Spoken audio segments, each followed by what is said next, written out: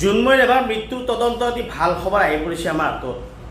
আমি নিউজত অলপতে পাইছোঁ জুনমণি ৰাভা যিখন থানাত কাম কৰিছিলে আৰু জুনমণি ৰাভা যিটো কথাত আছিলে ৰুমত আছিলে তাত CBI পুনৰ তদন্ত চলাইছে আৰু তাত বহুতো নথি পত্ৰ উদ্ধাৰ কৰিছে। তাই প্ৰশ্ন কৰিছিলে যে CBI তদন্ত কোন দিশে আগবাঢ়িছে, তদন্তৰ গতি কি আছে, কিন্তু এই মুহূৰ্তত মৰিকলং থানাত যি জুনমণি ৰাভাৰ কোৱাৰ্টাৰ আছিলে তাত গৈ CBI দল উপস্থিত হৈছে, বহু নথি পত্ৰ সংগ্ৰহ কৰিছে। CBI তদন্ত চলাইছে, মাজতে কেইদিনমান বহি গ'ল, পুৰা নিৰল হৈ গ'ল, স্তব্ধ হৈ গ'ল, খা খবৰ নাই CBI। কালিৰ পৰা CBI আৰু জোৰ দিছে, আৰু জোৰদাৰ ইনকুৱাৰী চলাই CBI। কিন্তু কিয় এনেকৈ ৰৈ CBI ইনকুৱাৰী চলাইছে তেখেতসকলে জানিবতো আমি নাজানো। কিন্তু কালি জুনমণিয়ে যিখন থানাত কাম কৰিছিলে আৰু জুনমণিয়ে যিটো কথাত আছিলে, যিটো ৰুমত আছিলে তাত অনুসন্ধান চলাইছে CBI আৰু বহুতো আপত্তিজনক নথি পত্ৰ উদ্ধাৰ কৰিছে। সেই নথি পত্ৰৰ পৰা কিছুমান প্ৰমাণ ওলাব পাৰে, জুনমণিৰ কৰ্মক্ষেত্ৰত কিছুমান প্ৰমাণ ওলাব পাৰে। জুনমণিক কিয় মাৰিলে, জুনমণিৰ ওপৰত কিয় কেছ দিছিলে, জুনমণিৰ ওপৰত কেছো দিয়া আছিলে, সেইবিলাক কিছুমান নথি পত্ৰ উদ্ধাৰ কৰিছে CBI। এতিয়া সেই নথি পত্ৰত কি পোৱা যায় সেইটো CBI বুজি পাব। আৰু যিয়ে নহওক জুনমণি ৰাভাৰ মৃত্যুৰ আজি 2 মাহ পাৰ হৈ গ'ল। CBI ইনকুৱাৰী চলাই 2 মাহ পাৰ কৰিলে। CBI পুৰা 1 মাহ চলালে, মৃত্যু হোৱা 2 মাহ হ'ল।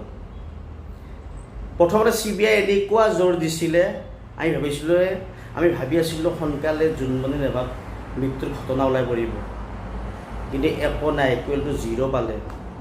মাজত CBI বহি গ'ল। এতিয়া জনসাধাৰণে সেইটো বস্তু আৰু লাগি থকাৰ কাৰণে CBI আৰু লাগিলে। যোৱাকালিৰ পৰা CBI আৰু অনুসন্ধান চলাইছে নতুনকৈ। CBI কিমান দূৰ কাম আগবঢ়াই নিব সেইটো আমাৰ এতিয়া প্ৰশ্নবোধক হৈ আছে।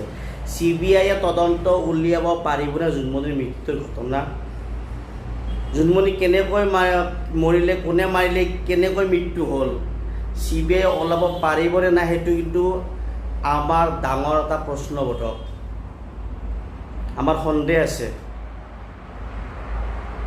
এইটো আমাৰ সন্দেহ আছে CBI কিমান দূৰ যাব পাৰিব।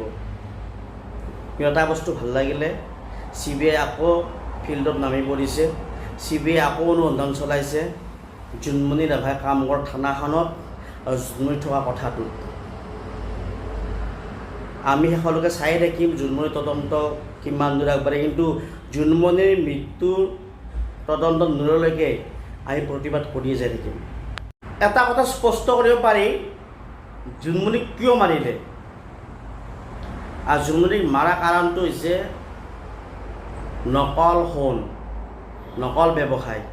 নকল ব্যৱসায়ৰ ওপৰত জুনমণিয়ে উঠি পৰি লাগিছিলে আৰু সেই নকল ব্যৱসায় চলাই যোৱাৰ কাৰণে এছাম অফিচাৰে টকা খাই কিনে সিহঁতক উৎসাহ দি আছিলে, নকল ব্যৱসায়ীবিলাকক উৎসাহ দি আছিলে। আৰু এছাম অফিচাৰে, ডাঙৰ অফিচাৰে সেই পইচা খাই সিহঁতক বিজনেছ কৰাৰ উৎসাহ দি আছিলে। আৰু জুনমণিয়ে সেইটো বন্ধ কৰাৰ কাৰণে চেষ্টা চলাইছিলে। হয়তো সেইকাৰণে জুনমণিক সেই ডাঙৰ অফিচাৰবিলাকে টেকনিক কৰি মাৰিলে।